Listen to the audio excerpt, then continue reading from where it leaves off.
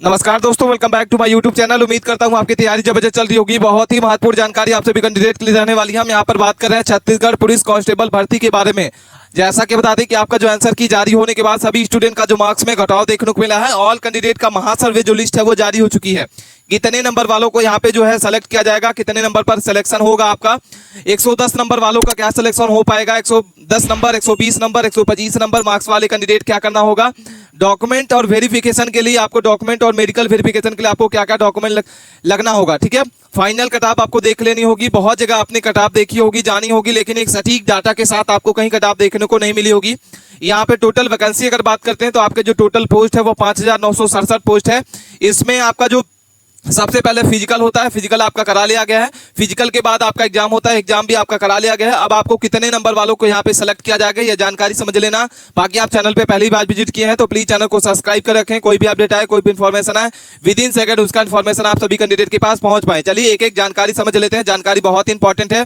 सबसे पहले हम बात कर लेते हैं इसमें छत्तीसगढ़ पुलिस कांस्टेबल के बारे में। इसमें बात कर रहे हैं छत्तीसगढ़ पुलिस कांस्टेबल का आप लोगों ने एग्जाम दिया हुआ है। फाइनली कितने नंबर वालों को यहाँ पे सेलेक्ट किया जाएगा, कितने पे सिलेक्शन होगा ये जानकारी समझ लेना। बाकी आप टोटल पोस्ट के बारे में अगर बात करते हैं तो आपकी जो वैकेंसी है अच्छी खासी वैकेंसी निकाली गई है। इसमें आपकी 5967 पोस्ट पर इसकी वैकेंसी जो है वो निकाली गई है। जिलेवार कटाप जो है जारी हो चुकी है। सबसे पहले आपको यहाँ पे देख लेना होगा क्या रहेगी आपकी कटाप। रायपुर की, बदौल बाजार की, धमतरी की और गरिया की, ठीक है। ये सारे के सारे हम जिलेवार यहाँ पे बताने वाले हैं आपकी कटाप क्या रहेगी। बाकी मेरिट लिस्ट आपकी क्या बनेगी, जैसा कि बता दें कि आपका जो एग्जाम पैटर्न होता है, सबसे पहले इसमें फिजिकल होता है। फिजिकल में उसके बाद आपका जो होता है वो एग्जाम कराया जाता है। तो आपकी मेरिट लिस्ट जो बनती है वो दोनों से मिलके बनती है। और कितने नंबर वाले जो कैंडिडेट हैं वो यहाँ पे सेव रहने वाले हैं। आंसर की आने के बाद सभी स्टूडेंट का जो मार्क्स में घटाव हो चुका है। और स्टूडेंट क्या करेंगे, जिनका 60 नंबर है, 65 नंबर, 70 नंबर, 75 नंबर वाले स्टूडेंट जो है उनका सिलेक्शन होगा या नहीं हो पाएगा। और क्या करेंगे स्टूडेंट जो 120 नंबर, 25 और 118, 125 नंबर वाले स्टूडेंट का क्या होगा। पोल के माध्यम से जो डाटा है वो जारी हो चुका है, ठीक है। जैसा कि बता दें कि आपके पोल के माध्यम से ये डाटा हम आपको बता रहे हैं कि सबसे ज्यादा अगर स्टूडेंट की बात करते हैं तो 50 नंबर वाले स्टूडेंट जो है 55% रहने वाले हैं, ठीक है। यहाँ पे देखने को मिला है। इसके बाद 60 नंबर वाले कैंडिडेट जो है मात्र 20% है। और 65 नंबर यहाँ पे जो कैंडिडेट है मात्र ऐसे 15% स्टूडेंट है। बाकी 70 यहाँ पे जो नंबर स्टूडेंट का है वो मात्र ऐसे स्टूडेंट 10% है। ये पोल के माध्यम से हम आपको डाटा बता रहे हैं।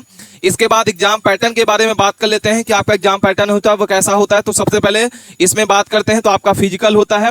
फिजिकल के बाद आपका एग्जाम होता है सर, ठीक है। तो जो कैंडिडेट अभी छत्तीसगढ़ पुलिस कांस्टेबल का एग्जाम दिए हुए हैं तो सबसे पहले आपका फिजिकल हुआ है।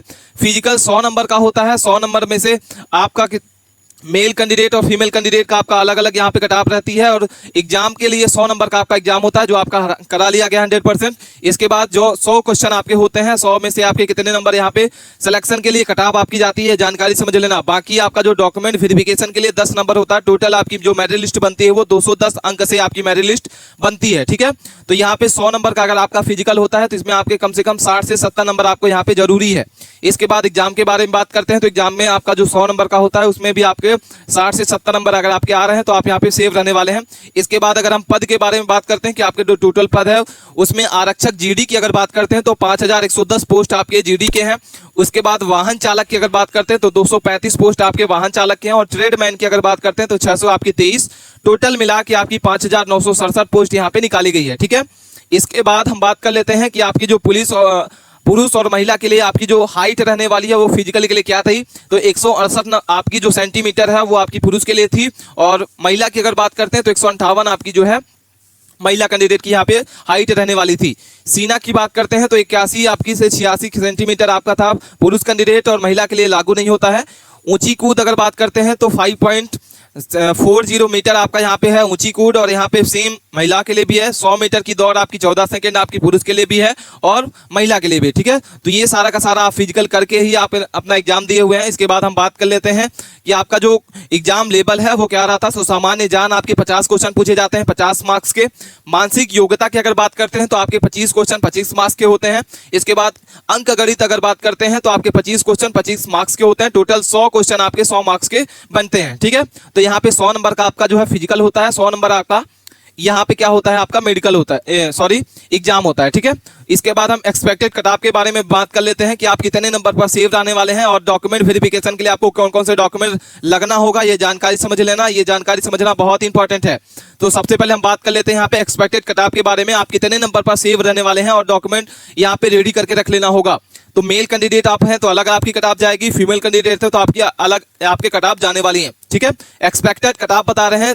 ठीक है, यहाँ पे 100% जो सटीक डाटा होता है, 100% कोई भी यहाँ पे कट ऑफ नहीं बता सकता जब तक आपका रिजल्ट नहीं आ जा सकता। ठीक है, तो सबकी जो कट ऑफ होती है वो 80%, आपकी 90% होती है, अनुमानित रहती है। ठीक है, इसमें -2 +2 हो सकता है, लेकिन एग्जैक्ट कट ऑफ जो होती है वो रिजल्ट आने के बाद ही पता चलती है। लेकिन अनुमानित कट ऑफ से आपको पता चल जाता है कि आप सेव है या नहीं है। जनरल कैटेगरी की अगर बात करते हैं तो जनरल के लिए आपको यहाँ पे मेल कैंडिडेट 137 से 140 के बीच में अगर आपका है स्कोर बन रहा है तो आप यहाँ पे सेव रहने वाले हैं। फीमेल कैंडिडेट अगर आप हैं तो 130 से 135 के बीच में अगर आपका स्कोर बन रहा है आप सेव रहने वाले हैं। ओबीसी की बात करते हैं तो 128 से 135 के बीच में मेल कैंडिडेट और 125 आपका जो है फीमेल कैंडिडेट, अगर आपका इतने नंबर हैं तो आप सेव हैं। एससी की बात करते हैं 120 से 125 नंबर मेल कैंडिडेट है, 117 से 120 नंबर आपका फीमेल कैंडिडेट। एसटी की बात करते हैं 115 आपका मेल कैंडिडेट का रहने वाला है और 110 से 115 आपका जो है वो फीमेल कैंडिडेट आपका यहाँ पे देखने को मिल जाएगा। अगर आपके इतने नंबर बन रहे हैं तो आप यहाँ पे सेव रहने वाले हैं। बाकी अभी सभी कैंडिडेट को जो भी इस वीडियो को देख रहे हैं और आपने छत्तीसगढ़ पुलिस का एग्जाम दिया हुआ है तो आप अपना स्कोर कार्ड जो है कमेंट बॉक्स में जरूर बताना है आपको, कमेंट बॉक्स में कि आप कितने नंबर जो है प्राप्त किए हैं। इसके बाद डॉक्यूमेंट वेरिफिकेशन के लिए आपको कौन कौन से इंपॉर्टेंट डॉक्यूमेंट रेडी करके रख लेना होगा। सबसे पहले आपका जो है आधार कार्ड होना चाहिए, पहचान पत्र होना चाहिए, वोटर आईडी कार्ड होना चाहिए, पैन कार्ड होना चाहिए, प्रमाण यहाँ पे पहचान पत्र के नाम से आपको कोई भी एक डॉक्यूमेंट रेडी करके रख लेना होगा। ठीक है, इसके बाद आपका जो है पता प्रमाण पत्र होना चाहिए, निवास होना चाहिए, यह आपका आधार कार्ड से भी हो जाएगा। जन्म प्रमाण पत्र के लिए आपके यहाँ पे 10वीं की मार्कशीट लग जाएगी, 10वीं 12वीं की मार्कशीट आपकी लगेगी। रोजगार पंजीयन आपका लगने वाला है, प्रवासी प्रमाण पत्र रहेगा, पासपोर्ट साइज फोटो आपकी लगेगी, रजिस्ट्रेशन का प्रिंट आपका रहेगा, एडमिट कार्ड का आपका प्रिंट रहेगा और यहाँ पे रिजल्ट की आपकी जो प्रिंट होगी, जैसे ही आपका रिजल्ट आएगा उसकी भी आपको जो है वो प्रिंट लेके जाना होगा। तो ये सारे डॉक्यूमेंट आपको एक फाइल के अंदर तैयार करके लिख लेना होगा। बाकी इस डॉक्यूमेंट में अगर कोई भी त्रुटि है, आपका नाम गलत है, पिताजी का नाम गलत है या आपके जन्म तिथि गलत है तो आप अभी से सुधरवा लें। लेकिन ऐसा ना हो कि आपका नाम आ जाए और डॉक्यूमेंट वेरिफिकेशन के लिए आपको वहां पे रिजेक्ट कर दिया जाए। ठीक है, तो सारे डॉक्यूमेंट आपको रेडी करके रख लेना होगा अभी से। इसकी चाहे तो आप स्क्रीनशॉट ले सकते हैं। मिलते हैं नए टॉपिक के साथ नए वीडियो में, तब तक के लिए आप